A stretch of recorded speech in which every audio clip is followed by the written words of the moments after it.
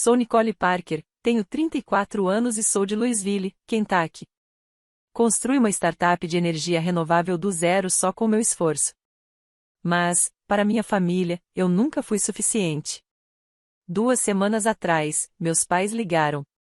Nicole, disse minha mãe, a voz dura pelo telefone. Você não está pronta para se sentar conosco no jantar de Natal. Não com o tipo de convidados que vamos receber. Meu pai nem se preocupou em amenizar, concentre-se primeiro em provar o seu valor. Desliguei com o peito apertado e decidi que não iria implorar por um lugar à mesa deles. Fiquei em casa. Enquanto eles brindavam com os amigos da alta sociedade, eu estava na minha mesa finalizando uma proposta que poderia mudar tudo. Naquela noite, liguei a TV e lá estava, minha empresa, SolarWave, estampada nas notícias. O contrato que eu havia fechado acabava de quebrar recordes na indústria, $150 milhões, chamando a atenção de todos. Sentei ali sozinha, vendo meu nome brilhar na tela, provando que eles estavam errados. Na manhã seguinte, meu celular não parava de vibrar. E adivinha quem estava me esperando na recepção do meu escritório? Meus pais, sorridentes, fingindo que sempre acreditaram em mim. Mas eu já tinha aprendido algo muito maior do que a aprovação deles poderia me dar. Quer saber como transformei a rejeição em vitória? Fica comigo, porque essa história está só começando. Se um dia já te disseram que você não é suficiente, conta sua história nos comentários. Se inscreve no canal e ativa o sininho para não perder o que vem depois. Crescer na família Parker nunca foi fácil. Meu pai, David Parker, era um advogado poderoso em Louisville, do tipo que dominava tribunais e conversas de jantar com o mesmo punho de ferro. Minha mãe, Linda Parker, era uma jornalista respeitada, com seu nome publicado nos maiores jornais, suas opiniões tratadas como verdade absoluta em casa. Meu irmão mais velho, Justin Parker, era o filho de ouro, cirurgião plástico, já com outdoors com seu rosto aos 30 anos. Minha irmã mais nova, Heather Parker, também não ficava atrás, gerente de fundos, fechando negócios milionários antes mesmo de poder beber legalmente. E aí tinha eu, Nicole, a peça deslocada, rabiscando desenhos de painéis solares no caderno enquanto eles discutiam o mercado de ações e processos de uma prática médica. Nossa mesa de jantar era um campo de batalha de expectativas. Todo domingo, a família se reunia na sala de jantar, taças de cristal tilintando, e eu ficava ali, invisível. Nicole, por que você não pode ser mais como o Justin? Meu pai dizia, cortando o bife sem nem me olhar. Minha mãe assentia, a Heather já está apresentando projetos para investidores. E você? Vai fazer o que com esses projetinhos de ciência? Minhas ideias sobre energia renovável eram tratadas como fantasias infantis. Isso não é uma carreira de verdade, debochou Heather uma vez, revirando os olhos enquanto mexia no celular. Justin mal se dignava a comentar, ocupado demais se gabando do último procedimento. Eu mordi a língua, encarando meu prato, ciente de que eles nunca entenderiam. Esses jantares me marcaram, mas não do jeito que eles esperavam. Eu fugia para o quarto, desenhando projetos para energia limpa, sonhando com um mundo que não dependesse da aprovação deles. Para minha família, minha paixão era só uma fase, algo que eu superaria quando ficasse séria. Eu tinha 16 anos quando minha mãe me entregou um panfleto de faculdade de Direito e disse, isso é o que significa sucesso. Eu o rasguei assim que ela saiu do quarto. Minha rebeldia crescia em silêncio, alimentada pelas comparações constantes.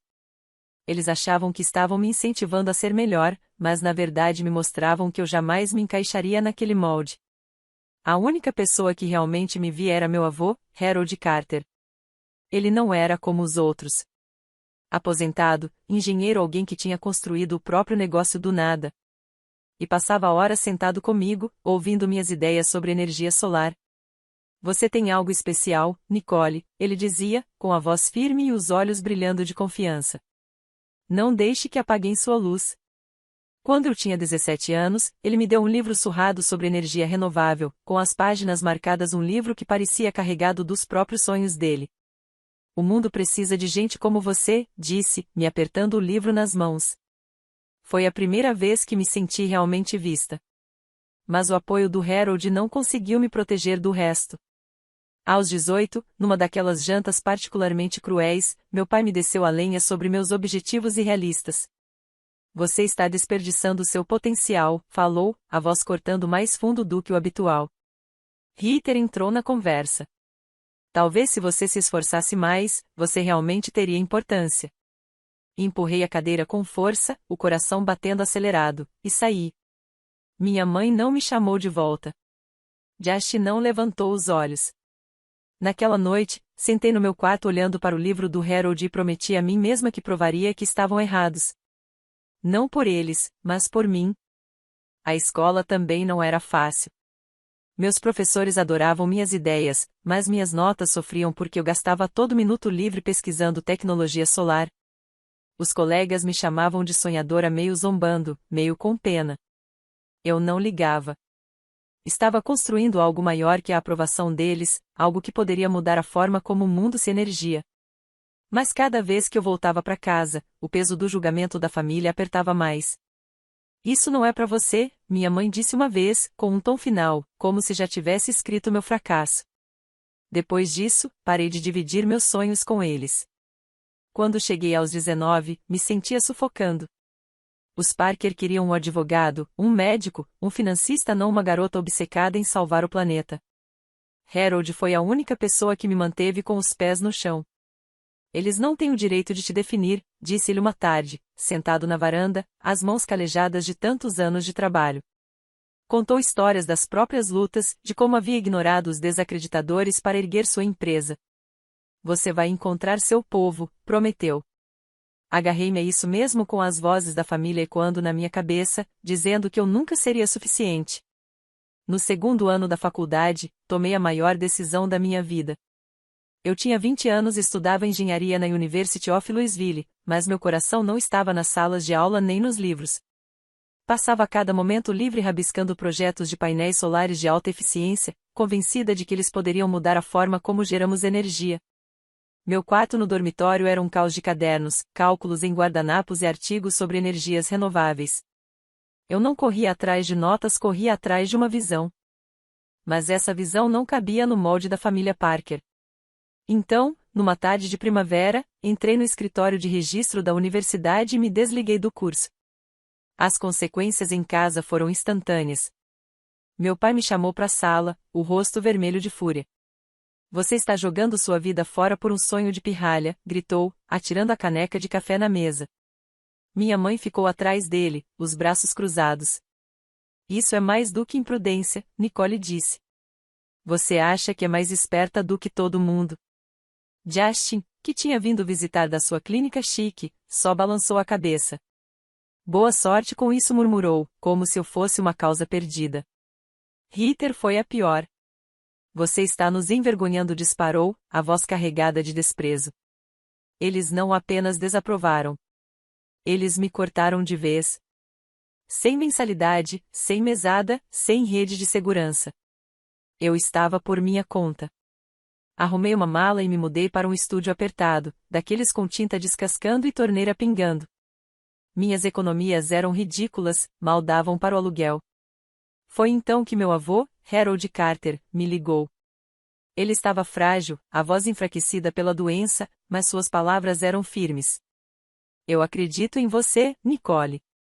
Dias depois, recebi uma carta dele com um cheque de $10.000, suas economias de toda a vida. Construa algo de verdade, escreveu com uma caligrafia trêmula. Foi a última vez que tive notícias dele. Um mês depois, Harold faleceu. E eu carreguei a fé dele como se fosse uma tocha. Com o dinheiro do meu avô, comprei um laptop usado, alguns softwares de engenharia e uma pilha de livros sobre tecnologia solar. Dei ao meu projeto o nome de Solar Wave, uma homenagem à energia que eu queria liberar no mundo. Mas Louisville não era exatamente um polo de startups. E eu não era ninguém, só uma universitária desistente com uma ideia maluca. Para sobreviver, trabalhava de noite em uma lanchonete, servindo café para caminhoneiros e juntando as gorjetas para comprar comida. Durante o dia, passava horas na biblioteca, aprendendo sozinha sobre design de circuitos e armazenamento de energia.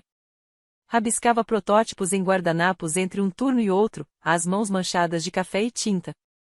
A solidão pesava.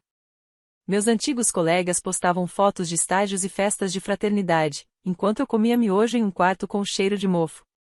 Muitas noites deitava me perguntando se meu pai estava certo, se eu estava perseguindo uma fantasia. Mas então eu abria o livro que Harold tinha me dado e li a nota escrita por ele na primeira página: continue. Isso bastava para calar as dúvidas pelo menos por um tempo. Comecei a procurar engenheiros locais, apresentando minha ideia em encontros improvisados em centros comunitários caindo aos pedaços. A maioria ria de mim. Solar é um tiro no escuro, disse um cara, tomando sua cerveja. Fique em algo prático. Mas eu continuei falando, continuei refinando meus projetos. Aprendi a ignorar as rejeições e a focar no que importava: a matemática, a física. Meu primeiro protótipo foi um desastre. Fios queimados, painéis rachados, mas era meu. Cada fracasso me ensinava algo novo, e eu estava chegando mais perto. Meses viraram um ano. Eu tinha 21 anos, estava quebrada e exausta, mas a SolarWave estava tomando forma. Eu tinha um modelo funcional, desajeitado, que gerava só uma fração da energia que eu queria, mas era a prova de que eu não era louca. Criei um site, publicando meus projetos e pedindo feedback de quem quisesse ouvir. Alguns engenheiros responderam, oferecendo dicas. Um deles até me enviou uma bateria sobressalente para testar. Não era muito, mas era um começo. Eu estava construindo algo peça por peça, com ninguém além da memória de Harold torcendo por mim. Os Parker não ligaram, nenhuma vez. Via o nome da Ritter na seção de negócios do jornal, ou o rosto do Dash em um outdoor da clínica dele. Os artigos da minha mãe estavam em todo lugar, e os casos do meu pai ganhavam manchetes. Eles prosperavam enquanto eu mal sobrevivia. Mas eu não queria a vida deles. Queria a minha. SolarWave era minha rebeldia. Minha forma de dizer que eu não precisava da aprovação deles para ter valor. Eu só precisava continuar, noite após noite. E foi numa dessas noites, em uma cafeteria, que conheci Matthew Reis. Eu tinha 23 anos, curvada sobre meu laptop em uma mesa de canto, cercada por xícaras de café vazias e guardanapos amassados cheios de diagramas de circuitos. A SolarWave ainda era só um sonho, um protótipo desajeitado que mal funcionava. Eu apresentava minha ideia para qualquer um que parasse para ouvir, mas a maioria simplesmente se afastava. Então Matthew apareceu, um cara alto e magro, de óculos e camisa de flanela gasta. Ele se sentou à minha frente e disse: "Você é a garota dos painéis solares, né?" A voz dele era curiosa, não zombeteira.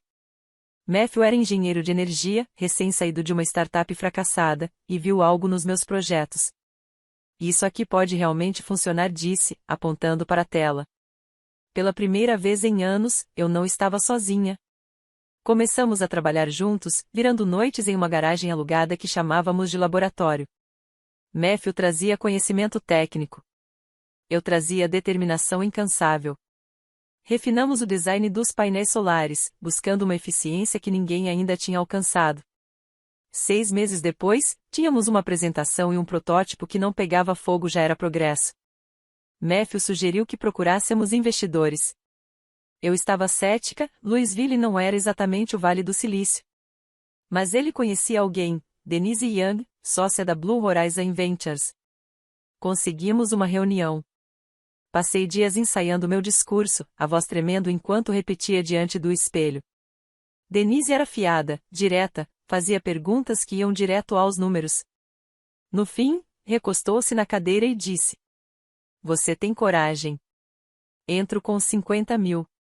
Não era muito, mas bastava para lançar oficialmente a SolarWave. Com o dinheiro de Denise, alugamos um pequeno escritório, compramos equipamentos melhores e contratamos alguns programadores freelancers. Matthew e eu mergulhamos de cabeça em nosso primeiro grande projeto, um sistema de painéis solares para um armazém local. Trabalhávamos 18 horas por dia ajustando fios, mexendo em algoritmos, testando a produção de energia. Eu mal dormia, vivendo de energéticos e da adrenalina de estar tão perto de algo real. Matthew me mantinha firme, soltando piadas ruins sempre que eu surtava. "Não estamos curando câncer", Nicole dizia sorrindo, "mas estamos bem perto de energizar um armazém."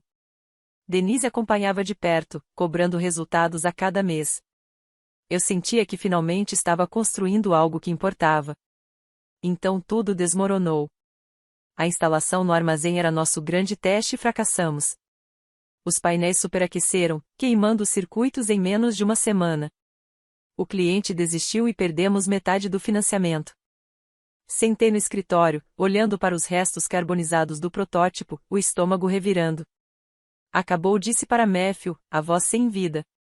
Tinha afundado o dinheiro do Harold, minhas economias e 3 anos da minha vida. Só restavam cinzas. Pensei nas palavras do meu pai: você está jogando sua vida fora. Talvez ele tivesse razão. Mas Matthew não deixou que eu me entregasse. Fracassos são dados, disse, jogando um fio queimado de lado. Agora sabemos o que deu errado. Vamos consertar. Eu queria desistir, mas o otimismo teimoso dele não deixava. Voltamos à prancheta. Matthew mergulhou nas falhas técnicas, dissipadores de calor ruins, reguladores de voltagem defeituosos. Eu me concentrei na matemática, recalculando o rendimento energético e custos de materiais. Denise não retirou o investimento, mas suas ligações ficaram mais frias, os e-mails mais curtos. Não podíamos cometer outro erro. Comecei a recorrer a fóruns online, implorando por conselhos de engenheiros de todo o país. Um cara do Oregon nos enviou um artigo sobre células fotovoltaicas de nova geração. Era um tiro no escuro, mas acendeu uma ideia. Fizemos um pivot, começamos a projetar um novo painel, com melhor dissipação de calor e maior rendimento. Isso significava jogar fora meses de trabalho, mas Matthew estava dentro. É esse aqui, disse, rabiscando um novo layout no quadro branco. A mudança não foi fácil. Estávamos quebrados de novo, dividindo um apartamento barato para cortar custos. Eu pegava trabalhos freelancers de programação para nos manter, enquanto Matthew caçava peças em eletrônicos sucateados. Testávamos o novo design na garagem, rodando simulações até os laptops ferverem. Aos poucos, começou a funcionar.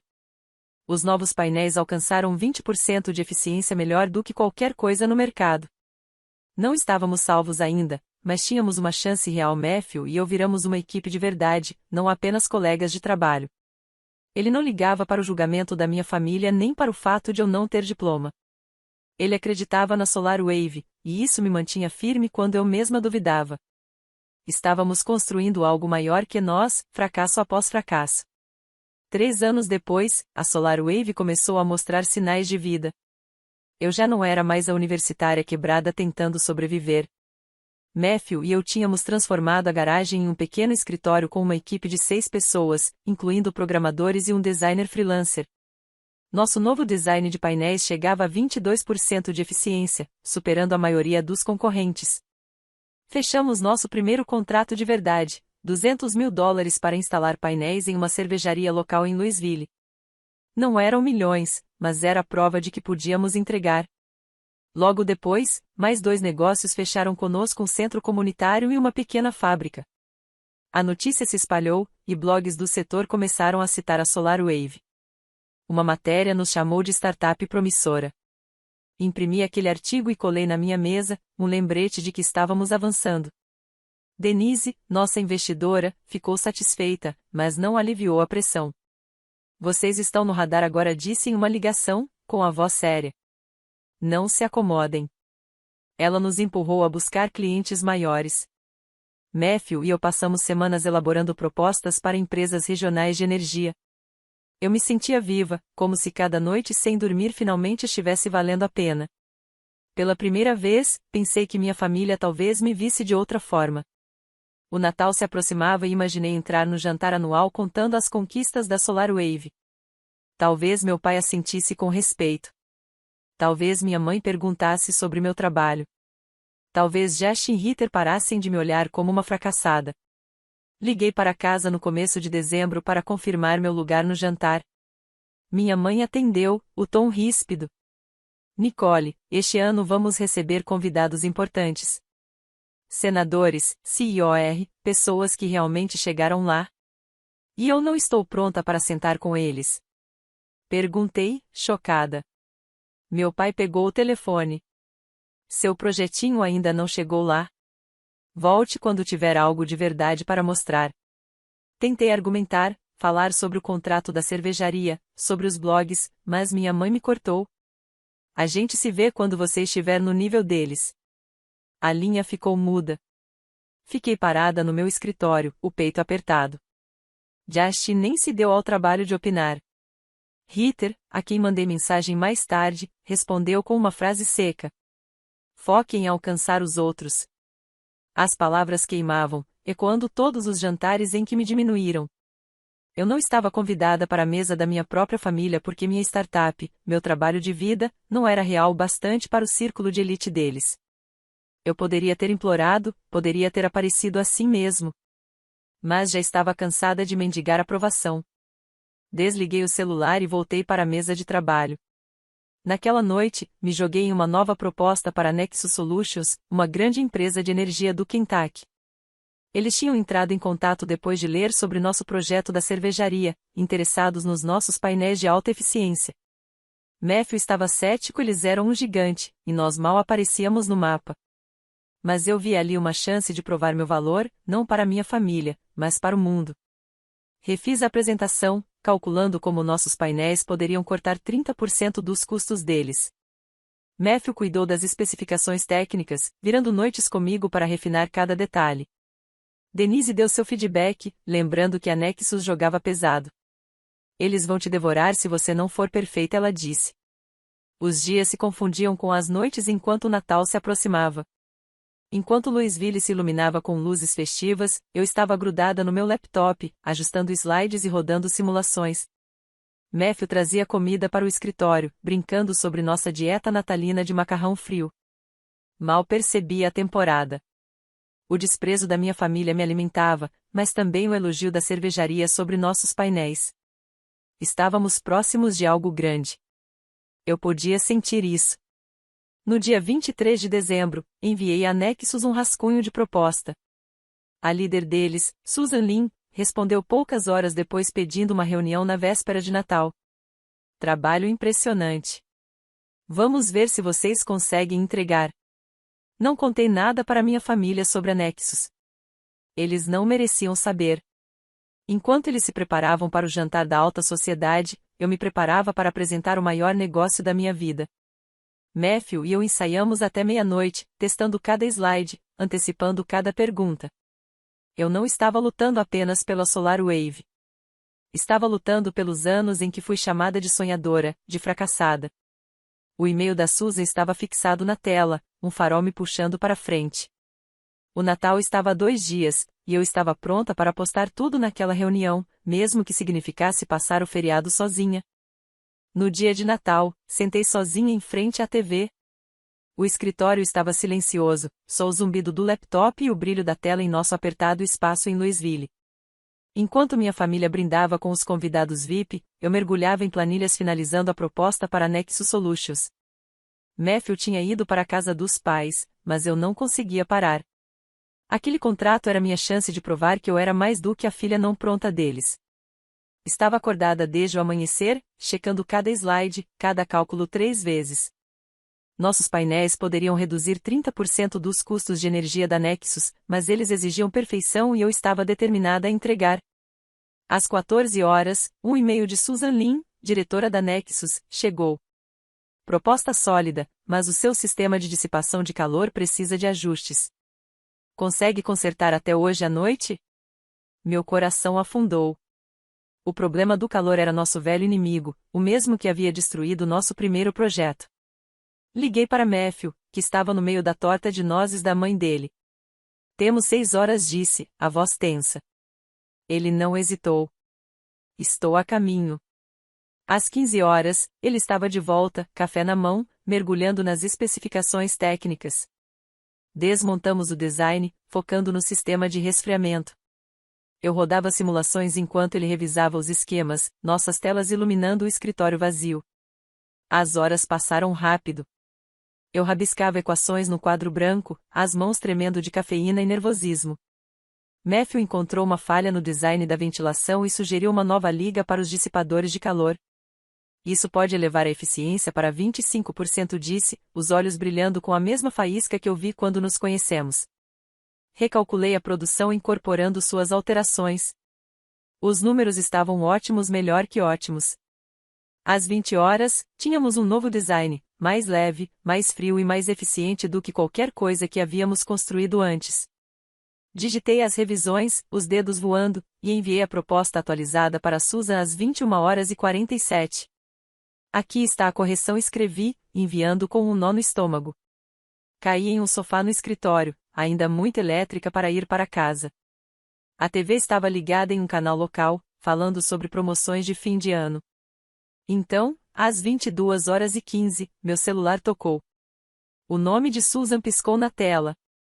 Sua solução está aprovada. Estamos fechando o contrato, $150 milhões para a SolarWave fornecer painéis para a rede do meio-oeste. Parabéns. Fiquei olhando para as palavras, a respiração presa. $150 milhões. Não era apenas um contrato. Era um divisor de águas. Liguei para Matthew, que gritou tão alto que tive que afastar o telefone do ouvido. Conseguimos, Nicole. Ele berrava. Eu ri, com lágrimas nos olhos, sentindo a crença do Harold em mim de anos atrás. Antes que eu pudesse processar tudo, a tela da TV mudou. Últimas notícias, disse a âncora, com a voz firme. A startup de Louisville, SolarWave, garantiu um contrato de $150 milhões com a Nexus Solutions, estabelecendo um recorde no setor de energia renovável. Meu nome piscou na tela, Nicole Parker, cofundadora da SolarWave. Nos chamaram de pioneiros do setor. Nossos painéis, um avanço na tecnologia verde. Fiquei paralisada, assistindo meu rosto no noticiário. O logo da minha empresa ao lado da Nexus, o contrato da cervejaria, as noites em claro, os fracassos, tudo levou a isso. Eu tinha feito o que minha família dizia que eu não conseguiria. Pensei na voz do meu pai, volte quando tiver algo de verdade. Na rejeição da minha mãe, você não está pronta. Isto era real. Era eu provando que eles estavam errados, em um palco que não podiam ignorar. Não liguei para eles. Não precisava. O mundo já conhecia a SolarWave, e isso era suficiente. Mandei uma mensagem para Matthew. Estamos no mapa. Ele respondeu com um único emoji, um foguete. Minutos depois, Denise ligou, a voz normalmente fria agora cheia de entusiasmo. Vocês acabaram de abalar a indústria. Disse.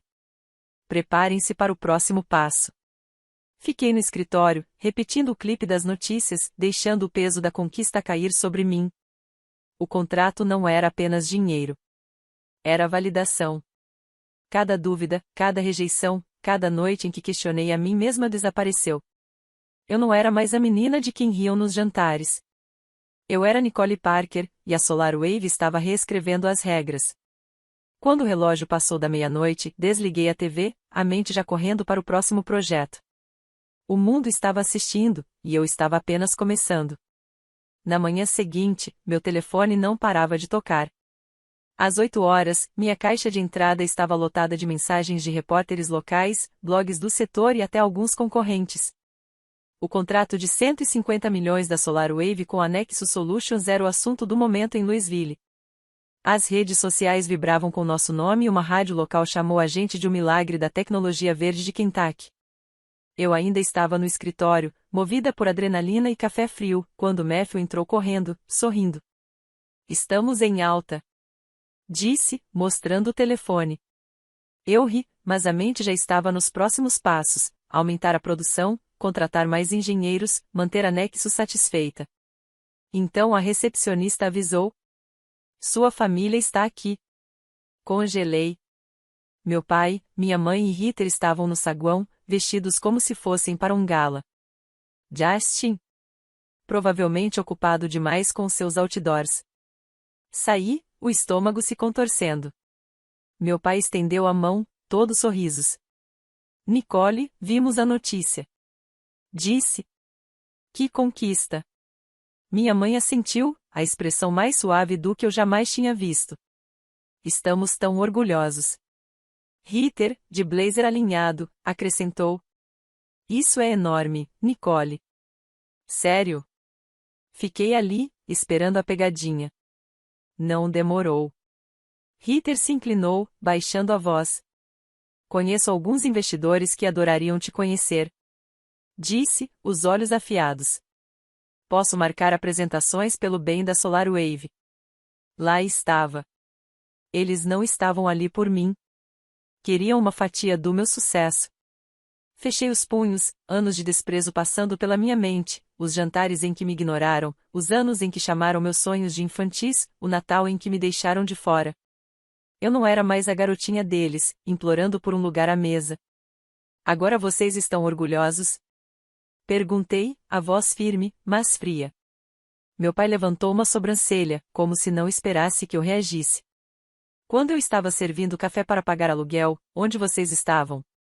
Me virei para minha mãe. Quando larguei a faculdade para perseguir isso, você disse que eu era imprudente. Ritter abriu a boca, mas eu a interrompi. E você, Ritter, disse que eu nunca teria importância. Agora quer bancar a casamenteira com seus amigos investidores? O saguão ficou em silêncio. Matthew, parado perto da porta, me deu um pequeno aceno, como se soubesse que isso aconteceria. Meu pai tentou amenizar. Nicole, só queremos te apoiar agora. Disse, com tom condescendente, como se eu ainda fosse adolescente. Eu balancei a cabeça. Vocês não acreditaram em mim quando era difícil. Agora que ficou fácil, não podem reivindicar isso. O rosto da minha mãe se fechou. Somos sua família, disse, como se isso apagasse tudo. Eu dei um passo à frente, a voz baixa e firme. Família não te diz que você não é suficiente.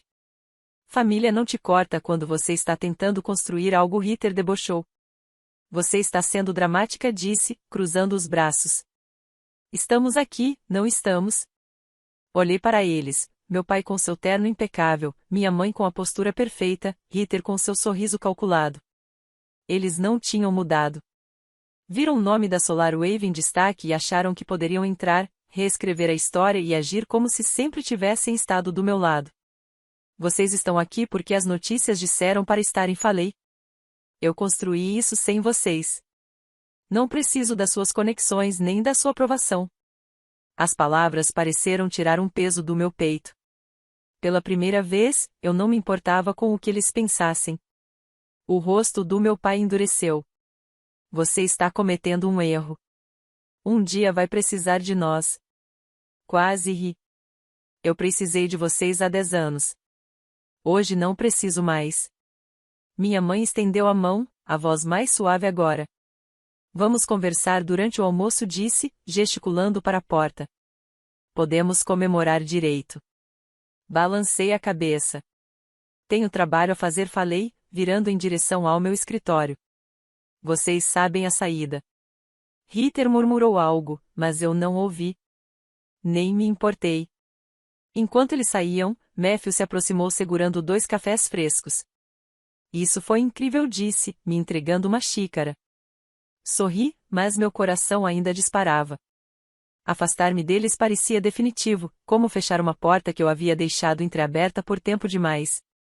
Sentei na minha mesa, com o contrato da Nexus brilhando na tela. A Solar Wave não era apenas uma empresa. Era minha construída a partir dos meus fracassos, das noites em claro, da minha resistência. Eu não precisava do almoço deles ou dos elogios. Eu tinha Matthew, Denise e uma equipe que acreditava em mim. Isso era suficiente. 6 meses depois, a Solar Wave se tornou um nome conhecido em Louisville. Nosso escritório vibrava com novos funcionários, e nossos painéis abasteciam metade dos prédios públicos da cidade. Eu tinha 27 anos, não era mais a garota rabiscando sonhos em guardanapos. Parei de atender chamadas de meu pai, minha mãe e Ritter. As mensagens deles, inicialmente educadas e depois desesperadas, ficaram sem resposta. Josh nunca entrou em contato, provavelmente orgulhoso demais. Depois do nosso último confronto, percebi que não precisava da validação deles. Bloqueei os números e segui em frente, com um foco totalmente voltado para o que eu havia começado. Meu mundo se tornou mais rico sem eles. Matthew era mais que um sócio agora. Era meu porto seguro, sempre pronto com uma piada ruim ou uma sessão de brainstorming à noite. Passávamos as noites debatendo designs de painéis, nossa risada ecoando pelo escritório. Denise, nossa investidora, se tornou mentora, me guiando pela política das salas de reunião com conselhos precisos. Você é mais resistente que a maioria do CIOR que conheço, disse uma vez, o sorriso raro, mas genuíno. E havia Diane Carter, uma brilhante cientista de energia que conheci em uma conferência. Sua paixão por tecnologia de fusão combinava com meu próprio ímpeto, e logo nossos encontros para café se tornaram algo mais profundo. Com ela, eu me sentia compreendida, não julgada. Eu queria homenagear a única pessoa que acreditou em mim desde o começo, meu avô, Harold Carter. Usando os lucros da SolarWave, lancei o Fundo de Bolsas Harold Carter, um programa de $100 mil para jovens inovadores em energia renovável. Na cerimônia de abertura, fiquei diante de uma plateia de estudantes segurando o livro que Harold me deu anos atrás. Isso é para sonhadores que não têm uma torcida, disse, a voz firme. Diane apertou minha mão fora do palco, e Matthew bateu palmas mais alto, com um sorriso enorme. O primeiro bolsista, um tímido jovem de 18 anos com um protótipo de bateria solar, me lembrou de mim mesma. Eu sabia que Harold teria se orgulhado. Olhando para trás, percebi o custo da arrogância da minha família. Eles também me descartaram como um fracasso, presos ao próprio sucesso para enxergar o meu. Agora, eram eles que estavam de fora, com ligações sem resposta e convites ignorados. Não senti necessidade de me gabar. Não precisava. Minha vida estava completa. Uma empresa próspera, um parceiro em Matthew, uma mentora em Denise, um amor em Diane. A ausência deles não deixou um vazio, abriu espaço para pessoas que realmente me valorizavam. A maior lição não foi sobre vencer ou provar que eles estavam errados. Foi saber que meu valor não dependia da aprovação deles ou de qualquer outra pessoa. Passei anos correndo atrás do respeito deles, mas cada rejeição, cada noite em claro, cada fracasso me ensinou que eu era suficiente. A SolarWave não era apenas uma empresa. Era prova de que meus sonhos tinham peso, de que eu podia construir algo duradouro sem a ajuda deles. Minha família me perdeu, não porque eu falhei, mas porque eles não conseguiam me enxergar. Esse era o fardo deles, não meu.